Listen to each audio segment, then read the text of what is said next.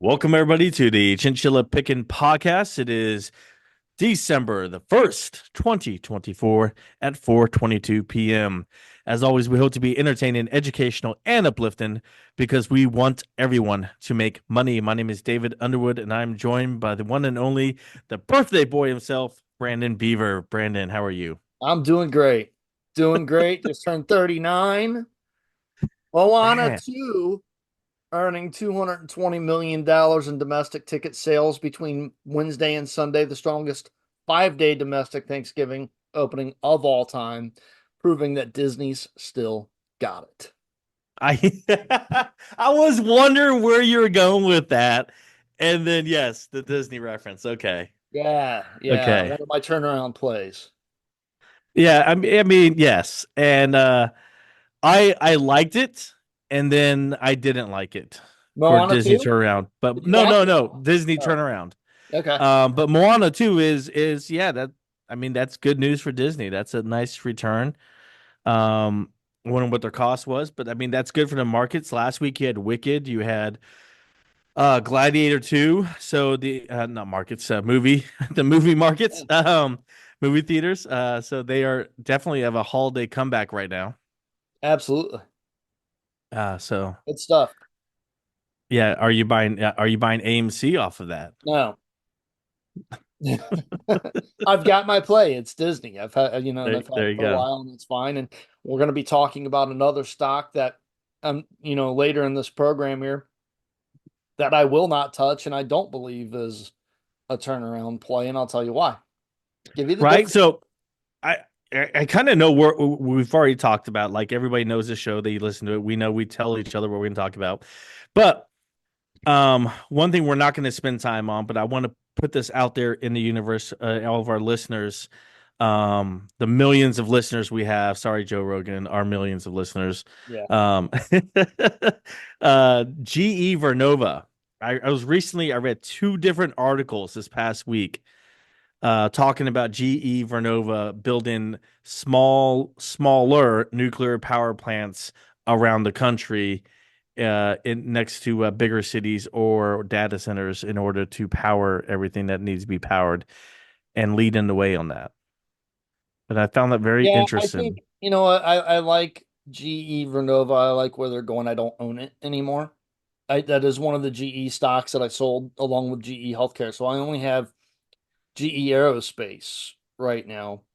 Made a pretty good profit off of it though after the stock split, after they did they split off into three different companies. So, Does that make but, you want to but look at it again, though, now hearing that information?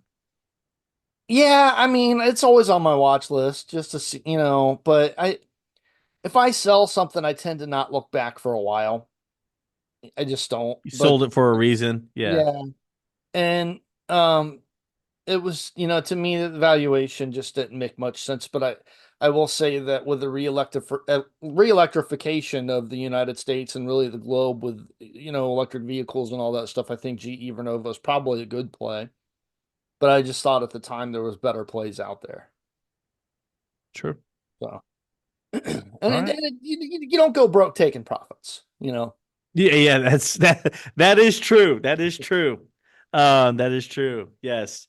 I took profits too early on some cryptocurrencies earlier this year, getting in a disagreement on our private chat group with another member, which I'm sorry if he's listening. I still disagree with you about Ripple, but yeah, I took profits too early on that.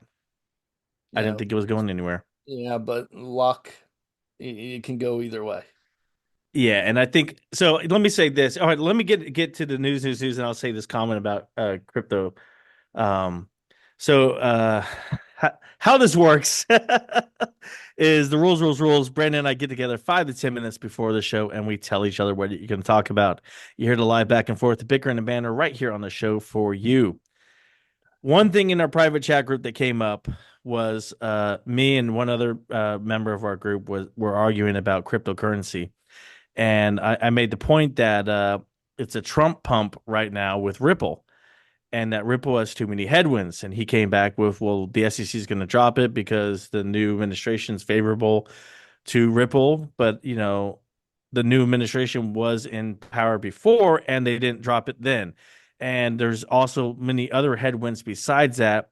I believe that there's a lot of crypto people up there trying to pump up these cryptos so that they can make money and then they can cash out and leave other people holding the bag on some of these that aren't worthy. I bought into Ripple earlier this year for full disclosure, and I sold because after doing a couple months of research and talking about it on this podcast every other week, I realized I don't want to be holding this. I came to that conclusion. I bought it too soon before doing full research, and I realized that. And so I think there's just too many headwinds for Ripple and too many other alternatives. JP Morgan created their own alternative so they didn't have to use Ripple, but they still do. So I mean there's lots of other things out there. So I still disagree with him. But he's still my friend. Love him to Yeah. death. Yeah.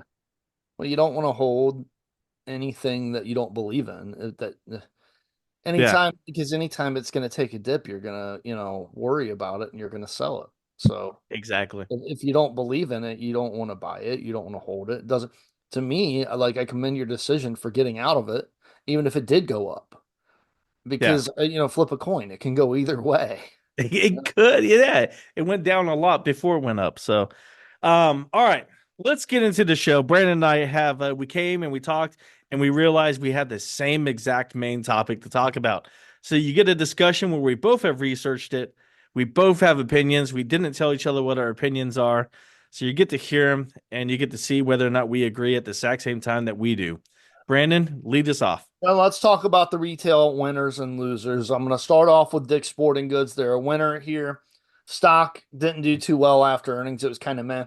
But it was kind of the same reasons that I was talking about last episode when I told you I was going to watch the Dick's, Sporting Goods earnings because I'm a Nike shareholder. And I said, maybe the setup might not be too good, or maybe people won't react very well to the fact that the earnings per share are going to be flat for next year, but it's due to investments in specialty retail stores like House of Sport, land, and public lands. I almost said Lands End, but public lands. That's why the earnings per share are possibly going to be flat next year. But I don't even think they'll be flat. Like this company just keeps revising their guidance upward on a pretty consistent basis. So they beat earnings forecasts. They raised their annual outlook again for comparable sales. They had a strong back to school season. $2.75 per share. They beat the consensus to $2.69. Net sales were $3.06 billion. That hit, beat the forecast to $3.03 billion. It's the third time that they've raised their forecast for comparable sales growth this year. And comparable sales, if you don't know, if you're listening, you're like, what is Brandon talking about with comparable sales? So typically you're comparing in retail the same store to where it was a year ago at the exact same time.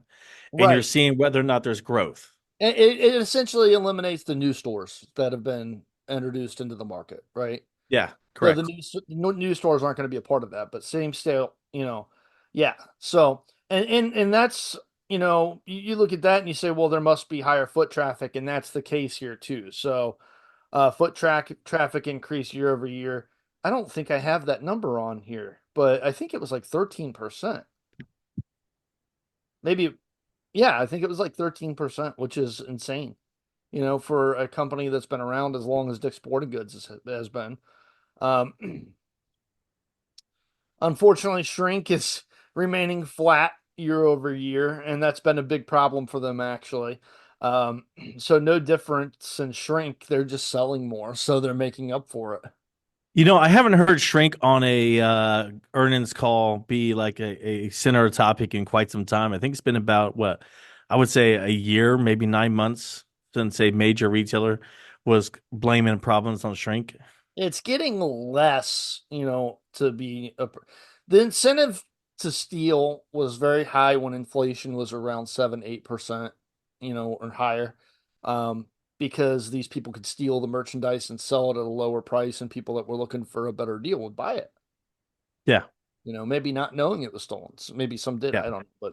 But digital capabilities, increased 21% year over year. This increase was attributed to the Game Changer app that we talked about last week.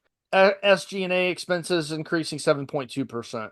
But that's to be expected, especially when you're opening up new specialty stores and new markets and such.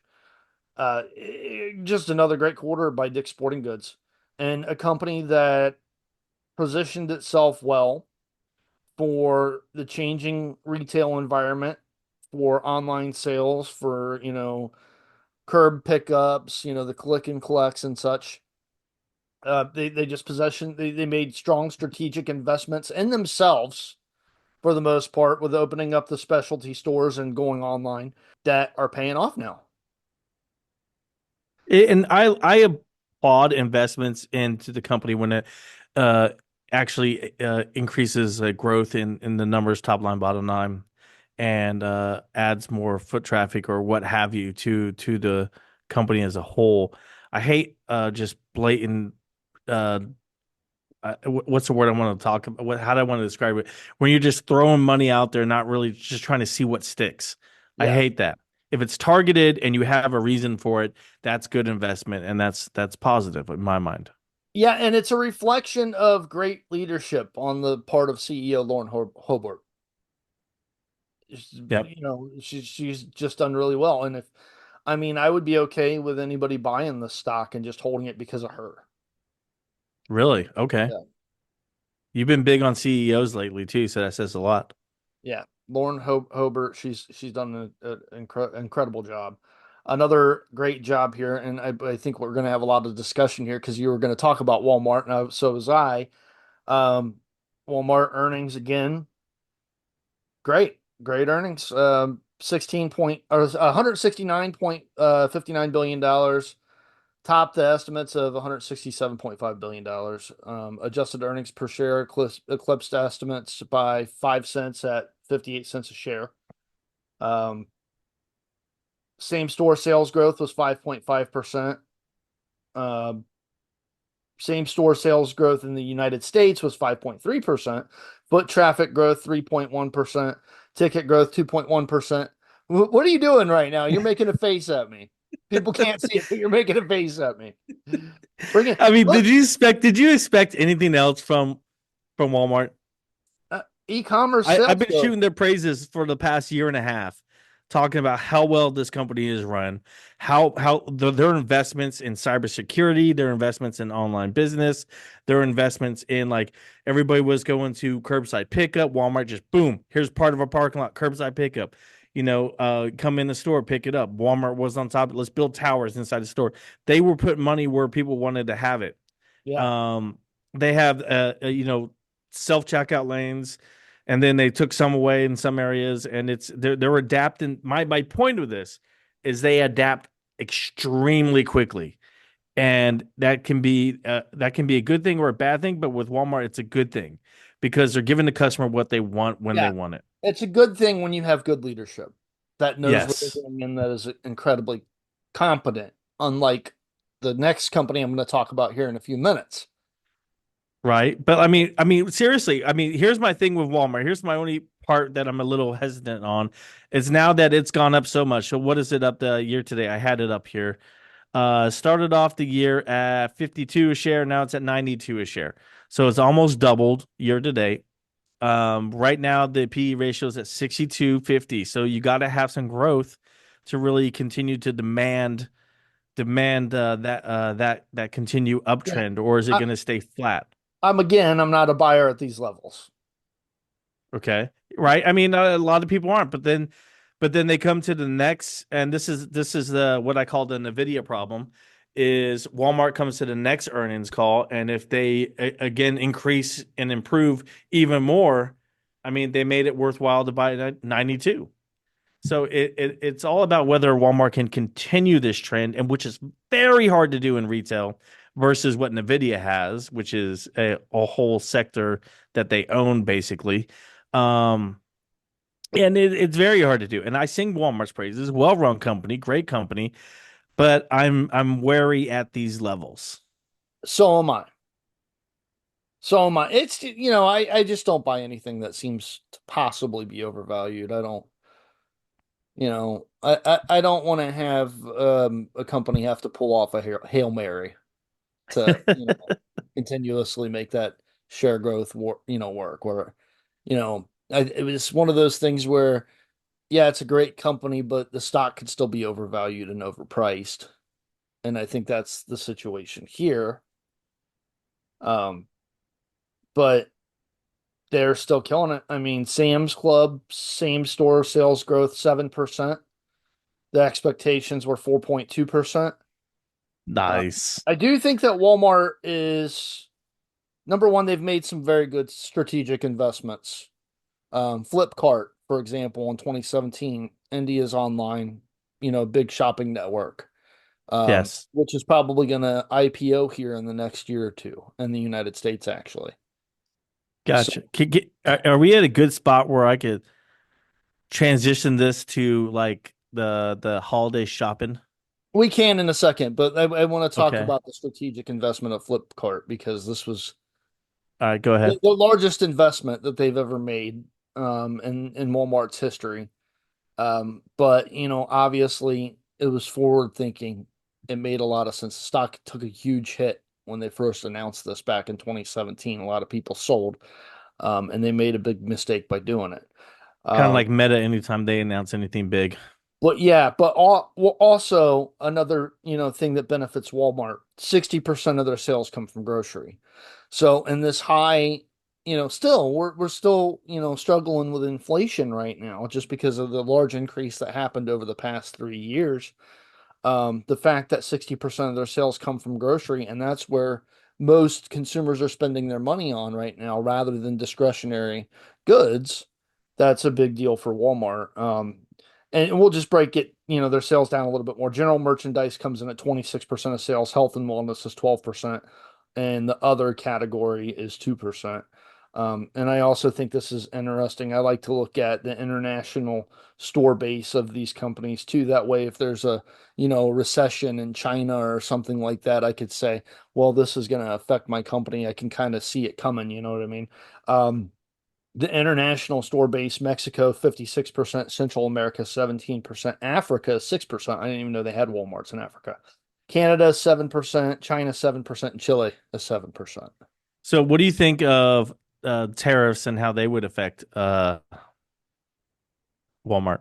They're going to affect everybody, Well, Walmart, but a well, lot of Walmart comes from overseas and specifically China. it does, but they've got a really, really strong distribution network and supply chain. So I think even that, you know, if you look at their competitors, you could say the same thing about Meyer and Target as well. But the efficiency of Walmart's supply chain will keep a lid on that cost more than it will for anybody else. And Gotcha. also the pricing power they have as a big retail company, they can keep their suppliers in check. I'm not saying that it's not going to be a big deal for Walmart. I'm just saying it'll be less of a big deal for Walmart than it will be for probably anybody else other than Amazon, which is likely not going to have much of an effect on Amazon at all. Right. Gotcha. Does Because that make Amazon's more of a drop ship versus a direct sell. right, right. Politics is a weird thing because it can be very unpredictable. It's not like, market swings in the United States where you can take a good educated guess on it. I You mean, know, that's true. And we don't know how everything's going to unfold. And we hear a lot of rhetoric. But as far as like Walmart or retailers go, that is something they're watching, I'm sure. And Walmart's gross margin, it's higher than Target's, but it's not can't take too big of a blow without affecting the numbers. yeah. So E-commerce sales growth was 23% in FY24, 12% in FY23, 11% in FY22, 78% in FY21 shouldn't really count because it was COVID. So, I you know, I we're we saw the normalization of e-commerce sales in FY22 at 11%. You know, it developed that nice base there, started to increase again in FY23, and that's starting to increase again, now. And, that Flipkart deal in India, that's really paid off. All of their investments in their supply chain, their distribution centers, all of that stuff is paid off. And this is investments over the course of the past 10 years that we're starting to see play out now for both Well, Dick's and Walmart. yeah, I mean, we've all said Walmart, but if I look at a 10-year chart, man, Walmart, oh, that looks pretty. But I mean, it's all basically this past 2 years of growth, but it still looks nice. Yeah. Solid bottom left to top right. Yeah. Let me hit Target real quick before we get into the holiday. Is that cool? Can you hit the target? Yeah. I guess we'll find out. Target's not hitting the target. I know they're not. They're not. And they've Tell us had the why. same. Tell us why you think Target's not hitting the target. We Because got a CEO that came in 2014 that came into a very hot company that was very popular and just thought he didn't have to do much. And just imagine, being in the NBA championship game, somebody passes you the ball and you just stand there with it until the clock runs out. That's what's happening here. I think the CEO was listening to the wrong people, For and 10 he thought years. that he thought that the CEO thought that there was nothing that they can do wrong, like you said. Their biggest acquisition in the past 10 years was Shipped. And I think it was $550 million. If you look at Dick's, they're investing in themselves. They're creating new stores and new brands and, entering new markets and becoming the go-to for sporting goods. If you look at Walmart, investing heavily in e-commerce, distribution centers, making moves to compete with Amazon. If you look at Target, nothing. And they are, they say adapt or die. They're not adapting. To They're me, not. Target is now a dying brand. Yes. And they may turn it around. They may not die all the way, but look, I mean, third quarter sales 1.1%. That's flat. Net income dropping 12% to 854 million dollars year over year. It's not like these were tough comparables. Last year sucked too. Yeah. Last year was a terrible year for them. Yes. So sales virtually flatlining. They've done so against the backdrop of a very bad year last year. I don't see any strategy in a turnaround here. I don't invest in things that I have to hope and pray for, right? So I've been, made it very clear that I like to invest in turnarounds, General Electric, Disney, hopefully Nike. Nike's had a CEO change. General Electric had a CEO change. Somebody came in with a brand new plan to turn things around. Disney, same thing. Bob Iger turning things around. There's no evidence of any plan to change anything at Target right now. Their lack of investments since 2014 is really hurting them. I mean, this is why they've fallen behind. They didn't adapt. Um, and still struggling with inflation. Their top sales category right now is beauty and household essentials at 30%. Then comes in food and beverage, then home furnishings and decorations and apparel and accessories and hard lines and other. And if you go into Target, I mean, a large portion of that store is apparel and accessories. For that to be 16% of their sales, I'm like, is that really justifying taking up that much space in your store anymore? No. And they've cut it back too, by the way. Yeah, I mean, they needed to. Yeah. So let's look at mergers and acquisitions. In February 2023, look at Amazon. Amazon acquiring One Medical for about $3.9 billion. March 2022, Amazon acquired MGM Holdings. I mean, just expanding into just about every category that you can to attack everybody that they possibly can. and Target's just standing there. Yeah. You know, and Walmart's move into medical. I mean, you saw what percentage of that was of the revenue. Amazon's move into medical, and I reported on this when I was talking about Walgreens and how Walgreens was going downhill, and it was stiff competition from the likes of Amazon and Walmart, you know, and your Kroger pharmacies that are putting up the competition. I think we've had two other episodes in the archive where we've talked about Walmart versus Target, and this is going to be the last one because Target is not even in the same league anymore. Yeah, They're not. right. Um, and total sales for this fiscal year, they're projected to be down 1.5%. I tell you what, I was in Walmart the other day because every year I buy Toys for Tots, and I try to buy a bunch of them and fill up a box if I can. And I was in there buying toys, and it was pretty packed. And considering that more people are shopping online and putting their money online, and there's been a decrease in foot traffic year over year, and we're going to get into those numbers here in a minute, but you know, it was still pretty packed in Walmart. Really? Yeah, Yeah, Walmart, okay, but but Target just not doing it. yeah. Just not doing it. And uh, you know, 22% decline in the stock price. The day they reported earnings, I still would not touch it because I don't want to buy something that is a hope and pray they turn it around. I want a plan in front Yeah, of my I'm face. not there's not much retail I would ever buy. I've mentioned it on here. Costco, yes. Walmart, yes. And then Amazon. And that's Yeah. kind of that's my three. Yeah. I would never recommend any other retail to anybody. And that's the big boy now, right? Amazon. Well, That's Walmart's the still the number shadow. one retailer in the world in the United States. Sorry, or is it the world? I don't know. Is it though? It's Is it the U.S. or world? It is close between Amazon and Walmart. Their yearly sales this year are going to be roughly equal.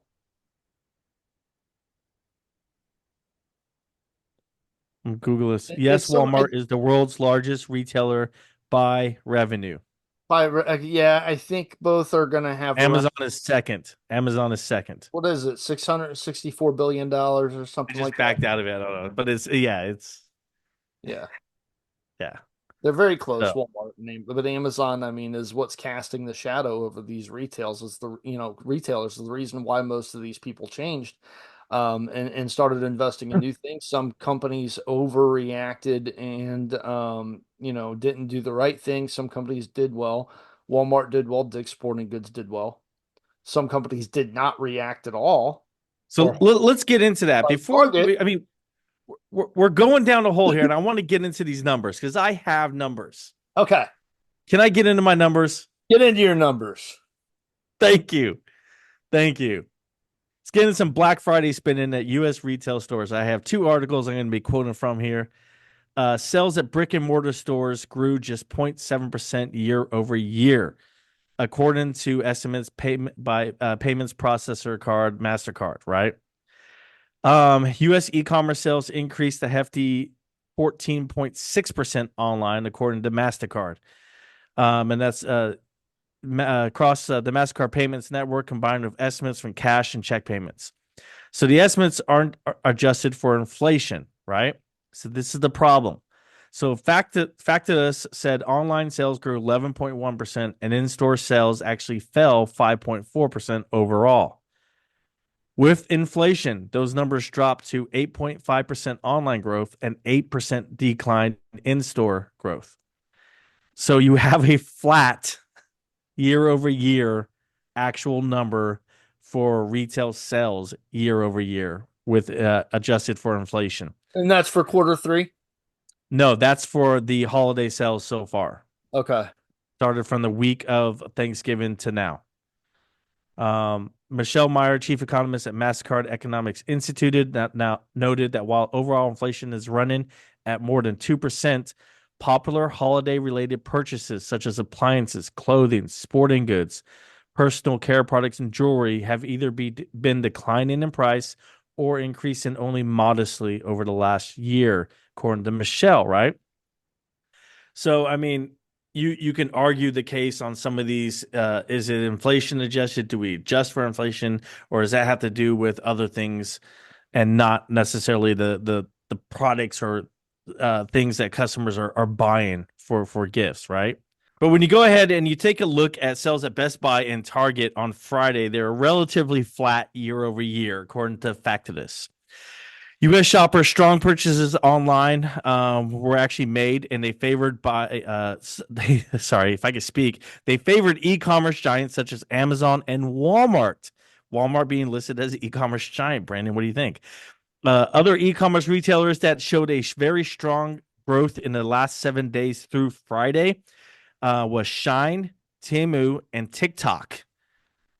Ooh, Huge. TikTok, huh? Yeah, huge. Oh, dude, I could go into details on TikTok, but we'll save that for another day. Overall spending on Friday rose 3.4% year over year, according to MasterCard Spending Pulse, which excludes automotive sales and is not adjusted for inflation, right? Right. So they're expecting online to be up 3.2% year over year from November 1st through December 24th. A tally done by Adobe on Saturday showed that Americans spent roughly 10.8 billion online on Friday, up 10% from a year earlier. Bluetooth speakers, espresso machines were among the top sellers. Adobe's keeping track of devices that it uses its software to help power 1 trillion visits to U.S. retail sites. Separately, Salesforce did their own tracking here. They tracked a different array of spending categories, said online sales rose 7% on Friday to $17.5 billion. Shoppers bought more home appliances and furniture online, according to Salesforce, which said it analyzed the activity of more than 1.5 billion global shoppers. So whether you're going by Adobe or Salesforce, there was some growth online, and no matter who you're going with, there was a decline in in-store sales. Less foot traffic in the stores, more people shopping online. The big winners were Amazon, Walmart, TikTok, Temu. They were the ones that are really going on top here. Top selling merchandise online included makeup. This is according to Adobe.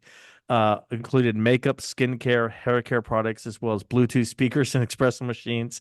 So Salesforce and Adobe both agree Bluetooth speakers and espresso machines were bought like no other business on Friday and Saturday.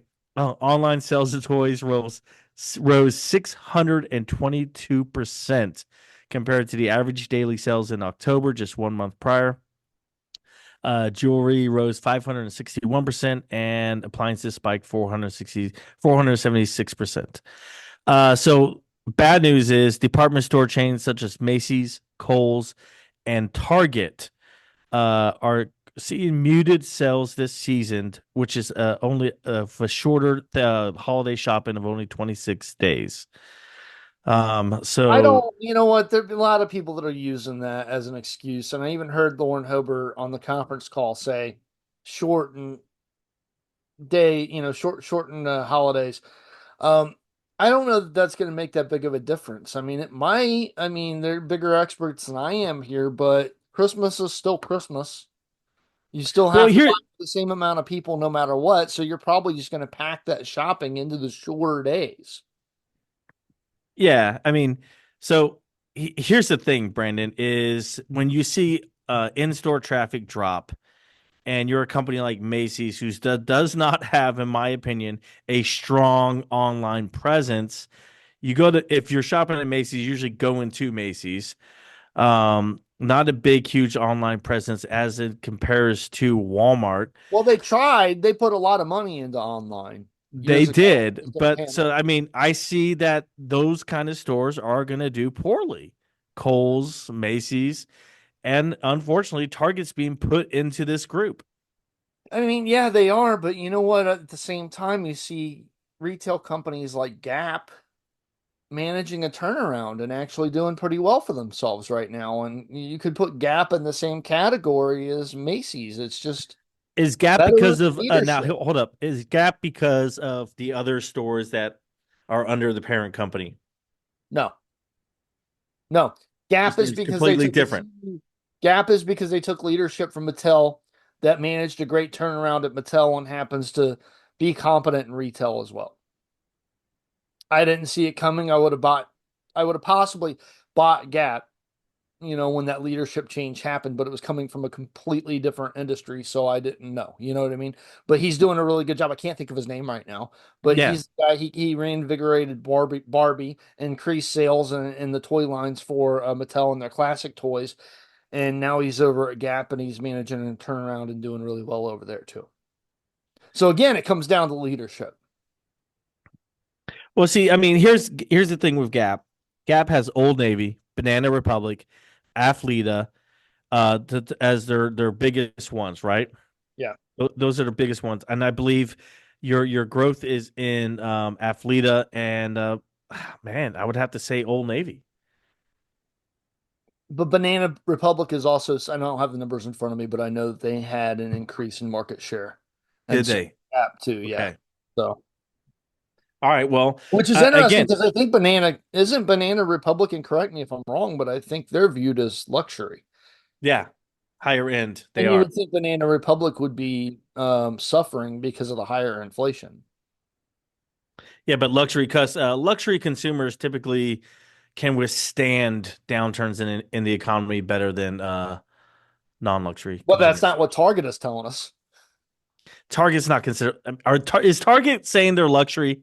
No, but they're kind of if you look at Walmart, Target, Meijer, Target is more of the higher end I don't believe that middle anymore. class stuff. I believe it's different groups of people nowadays. Yeah, I mean, you got more people making $100,000 or more shopping at Walmart than you've ever had. Exactly. But that's because they're looking for deals. Is it? Yeah, that's what I've heard. That's what Walmart says. Well, I mean, here's my point. All right, let's wrap this back up into retail. And then how do you explain the decline of RH? Well, hold on. We'll get into RH in another day. Right now, we're talking about the holiday season in retail. Okay. Holiday numbers are going to be muted, unless apparently you sell espresso machines and Bluetooth speakers. Um, Amazon, Walmart, big winners. TikTok came out, out of nowhere, out of the right field here, and is taking the lead, battling out with Temu, or Temu, or however you say that. And those are the big winners. The brick and mortar are not the big winners this year, and they're going to have lower sales. That maybe that's why I've reported all year long they're ordering less inventory. Maybe that's why. Yeah. You know, What's funny though is that some retailers were reporting overstock still. really. Yeah. So that means they're really not heading their sales. Yeah. I would assume it would be Target. I was just looking at the retail industry outlook prior to the show and I saw that. But They were, all right, so what do you think about the inflation numbers I mentioned? How when you add inflation to the growth, 11% growth, and you add it to the decline, so the growth in online, decline in store, you have 8% growth now in online, but an 8% decline in store, so you have a flat overall growth. So no it's growth. You have still no early growth. we're still early in the holiday season, and I don't think Black Friday. That's Uh, Black Friday and Saturday. yeah, and Those 2 days. I don't think people care as much about it anymore. Really? I got to tell you, I didn't see that many deals from the stores. I didn't see that many markdowns, and I know Target. One of their answers to try to increase their foot traffic and sales is they've got about 2,000 price drops they're going to do over the next couple of months. So there's some, deals coming there. And I'm not sure that I really like that because their net margin's 4%, which is an increase over 2%, which was what it was a couple of years ago. And it was negative, you know, um, I think for fiscal year 21 or 22 at the year after COVID. Um, so to me, that's just them still holding onto the ball and doing as the least amount that they can possibly do to try to survive. But I don't think that I don't know. I don't know that we could judge the entire holiday season based yet just off of the, first week that we've had, but it is concerning. And then to add to that, and this is a little bit more technical, the money supply, the M1 and M2 have both dropped for the first time since like the Great Depression over 1%, which I don't know how much that matters because it increased so much after COVID. It was a huge increase. Everybody's using Bitcoin now. Yeah. So then there's going to be some price pressures, and it's going to come from a lower supply of money.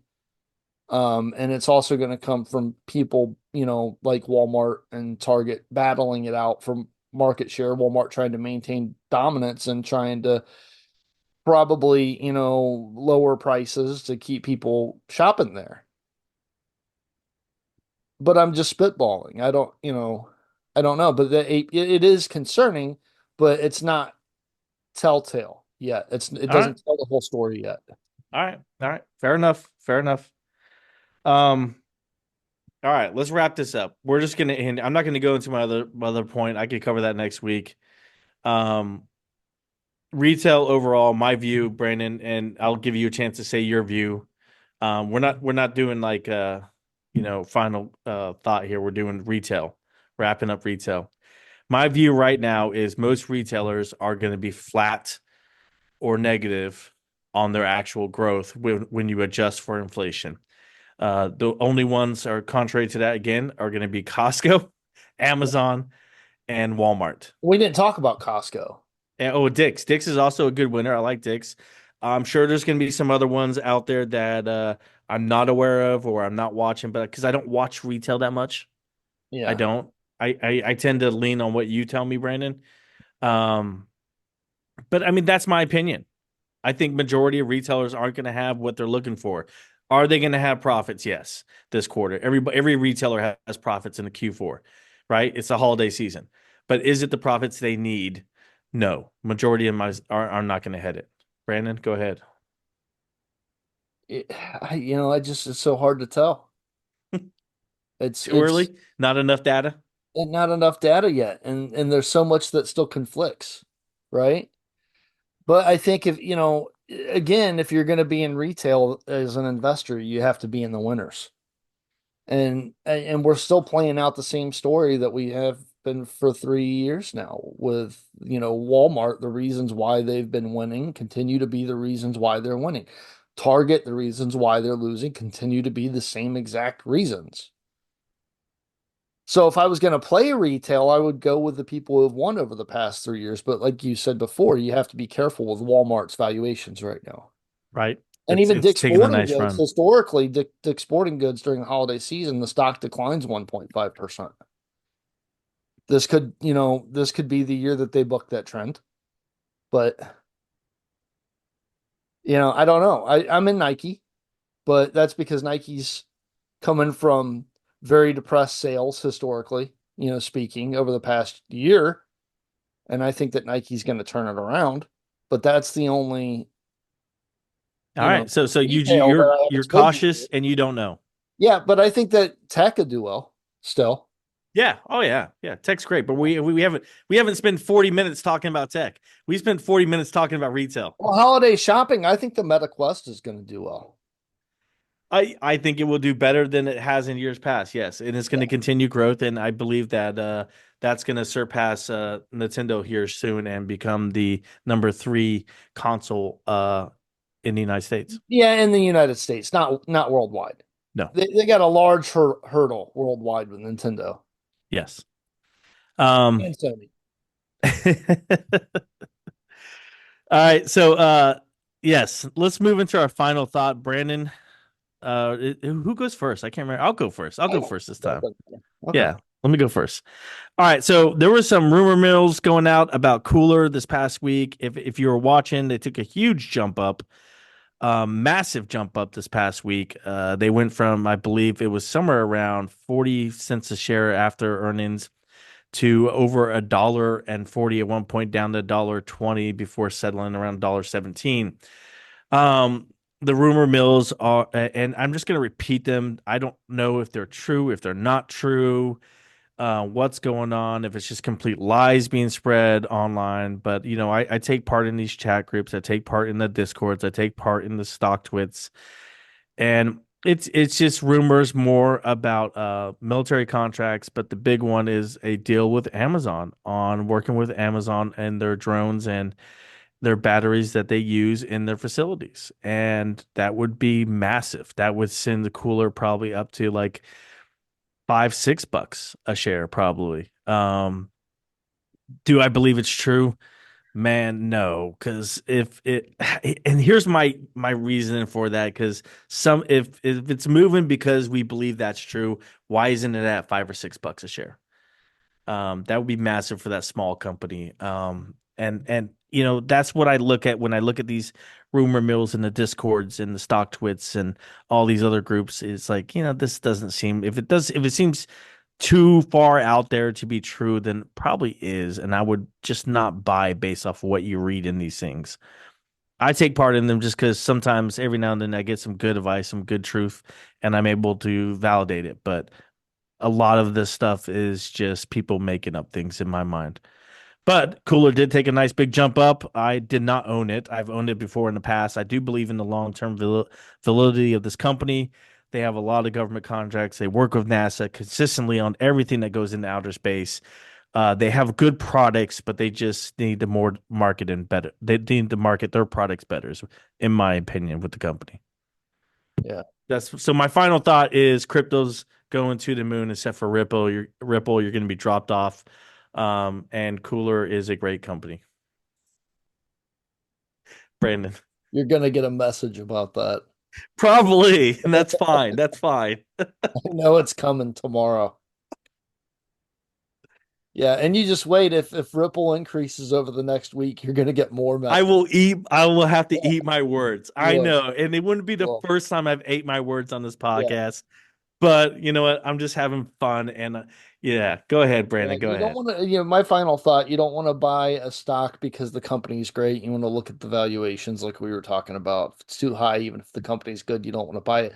But you also don't want to buy a stock just because it's cheap in comparison. If the company's not doing so well, I saw a lot of analysts actually go positive on Target just because of that 22% drop.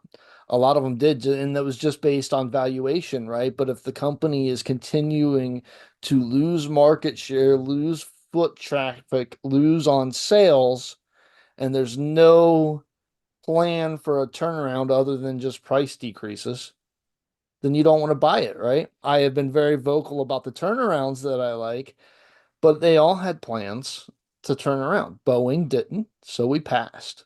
Target doesn't, so I'm passing right now. Don't buy Yeah. just because the valuation is cheap and then hope and pray that it Sometimes it's cheap for a reason. So, exactly. so people are always like, "Well, it's a penny stock, right?" I'm like, sometimes it's a penny stock for a reason. Yeah. Well, You know, Target's not a penny stock, but I get your point. Yeah. yeah. Sometimes it's down for a reason, and it needs to be down. Yeah. Exactly. It's forecasting lower future sales. That's oftentimes, the case. And you don't want to fall into a value trap. That's what they would call that. Yep, there you go. We're ending on a definition. All right, we thank you for listening. Hit the subscribe button if you like what you hear. As always, we hope we have been entertaining, educational, and uplifting because we want everyone to make money. Have a good night. Have a good night.